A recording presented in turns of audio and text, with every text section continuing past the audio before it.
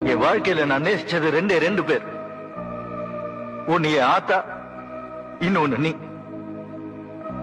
அறியாத வயசுல என் ஆத்தாவை நான் பறி கொடுத்துட்டேன். இப்ப எல்லாம் தெரிஞ்ச வயசுல உன்னை எப்படி சாகணும்னு நினைச்சவன வாழணும்னு ஆசைப்பட வச்சேன். இப்ப வாழணும்னு நினைச்சவன ஏன் எனக்கு யாரு இருக்க அம்சவீடு?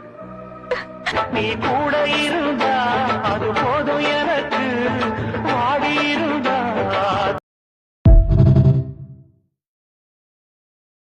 என் வாழ்க்கையில நான் நேசிச்சது ரெண்டு பேர்.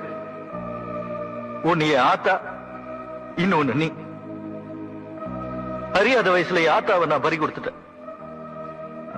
இப்ப எல்லாம் தெரிஞ்ச வயசுல உன்னை எப்படி சாகணும்னு நினைச்சவன வாழணும்னு ஆசைப்பட வச்சேன்.